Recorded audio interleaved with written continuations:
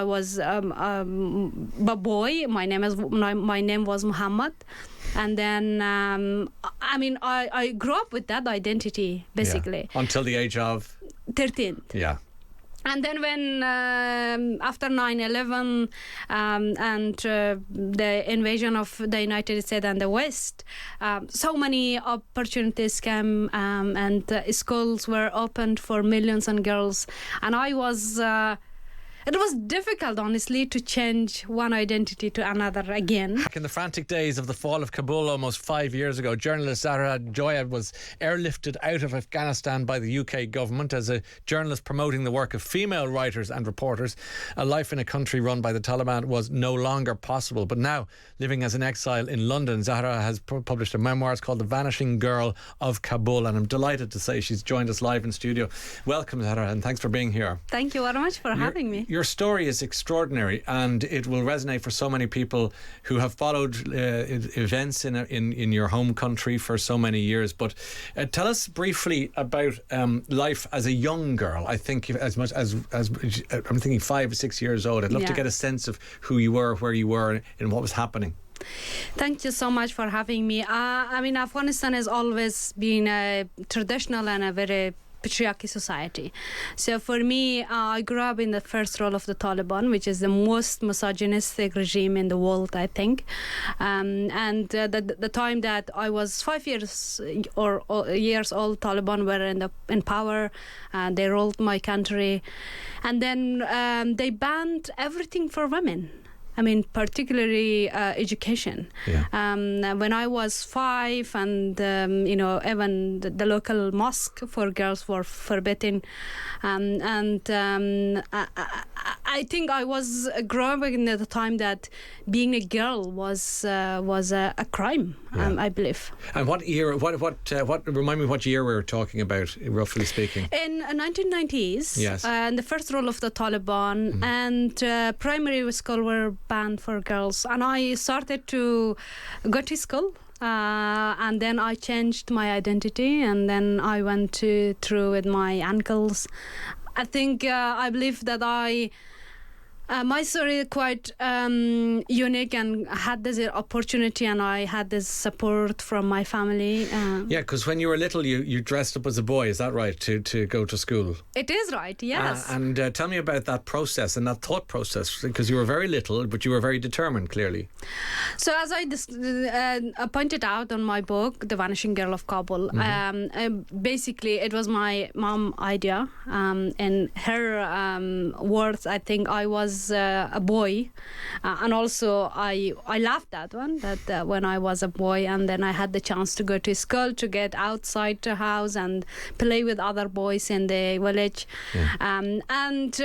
Of course it was a difficult moment because in rural area, particularly in Hazara community, it's so difficult to be a woman and a child and determined to go to school and get education. Yes. So for me, it was 2 hours walk from my house to school, and then in the school that I was there was no building, there was no equipment, no chairs. The children, we all stay and sit down on the tree shadow.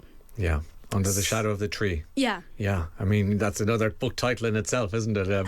But there you are, pretending to be a boy, because that was the only way you were going to get into the education system. It was the only way, yes. Yeah. And sadly, history repeats itself again. And in 20 years later, while I left the country, I became here as a journalist exiled. So millions of women and girls in my country, they are forbidden from their fundamental rights. So you're referring to when the Taliban obviously came back again and rolled into town and took over again. So that must have been quite sickening for women, because they had an experience of something that they couldn't have had before, and then it was taken away from them, stripped away from them again, and they found themselves going, what to do? And I recall being in Ireland, listening to the radio and hearing a child crying outside the school gate. I remember saying to people, if you're driving to school today and you're a child in the back of the car, listen to this child crying, because she was crying at the school gate because she wasn't allowed into school, and she was missing that whole thing because it was gone. What a horrible situation to be in. Absolutely. I mean, it's so heartbreaking. I have seen so many girls that they cried behind the closed doors in the school when the first 5 years ago when the Taliban returned to power. Yeah. And it's still so many, there's women and girls, they are sacrificing, they are resisting, they are pursuing education online, underground schools. But it's all so ridiculous from the Taliban side. They just banned women from everything. It's a religious belief. I think it's Taliban ideology. Tell me about, make the difference, make the case for the difference for that, please. Yeah, Taliban, they have very restricted Sharia law interpretation of Islam. And from their perspective, when women are imprisoned in their homes, then they can control the country better way. Yeah. So that's why I think so many human rights defenders is called it gender apartheid. Yes. And it's absolutely a systematic attack on gender identity and on gender equality.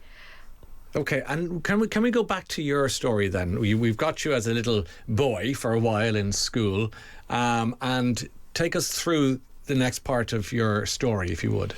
Yeah, I was when I was in my village in Afghanistan. So children are starting their schools at 7 officially, but in the winter we had this religious kind of school in our local mosque.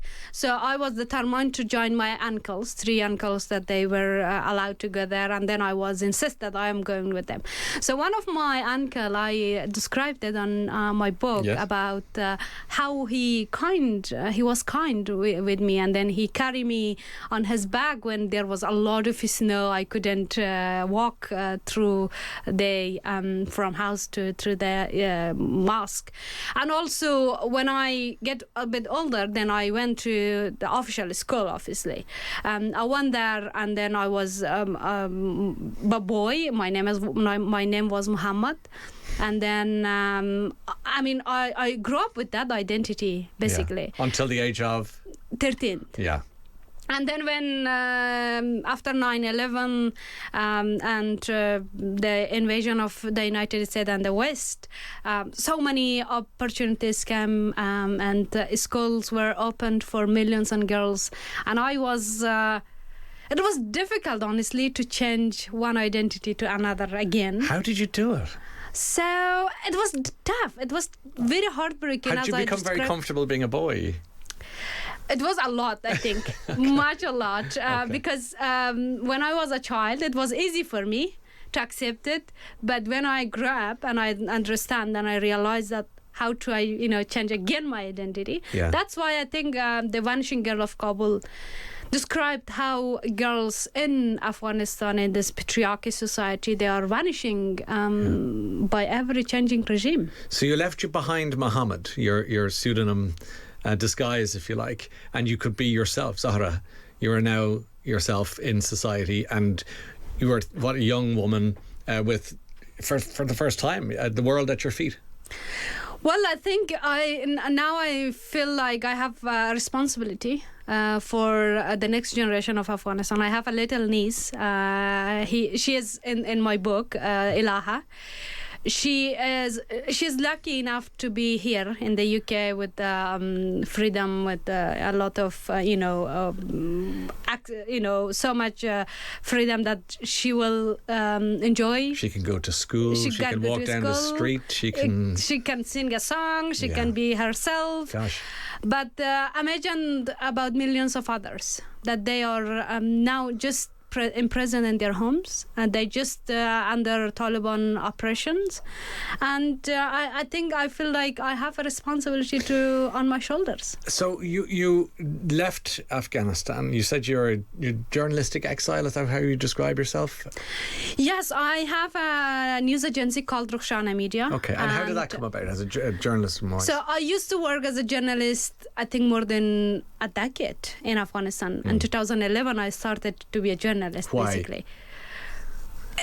Well, it's very interesting. I didn't supposed to be a journalist. I was trying to, follow my father's footsteps because he was a prosecutor, and I wanted to be a lawyer. I wanted to be, support women rights in the court. So when I came from my village to the city in Kabul, then I met so many other women, and so much pain, life experience we had in common, but not that much talked about that. Then a friend of mine, she introduced me to her local office news agency in Kabul, and I went there, and immediately I realized that this is something that I want to do it. And then I think journalism intervened in my life, and after that, I became a journalist. And do you think you'd have a bigger voice in journalism than maybe in law? Yes. And you wanted to amplify your story or the story of others that way? Yes, I mean, I realized that later that, you have to talk about your problem. You have to have this conversation with others, because we are, as a human being, we are living in the one society. And then I started my work in journalism, and then years later, in 2020, exactly 1 year the Taliban retook power, then I created Rukhsana Media. Yeah. So Rukhsana Media is a platform that is amplifying the voice of Afghan women. I'm very happy with that. I have it here. I bring it here with me. But the rest of things that we fought for, that we built for our life back in 20 years, it's vanished. Yeah. What is the outcome you would most like to see for your home country, for Afghanistan? I think in Afghanistan, so in terms of situation of women, it's a gender war. It is Taliban launched an equal war in Afghanistan 5 years ago. And in terms of, other parts of political issues, economic issues, it's just fragile. It's a country that really need to be fixed. So I think now the population is growing day by day, and it needs a system to manage and take control of this country.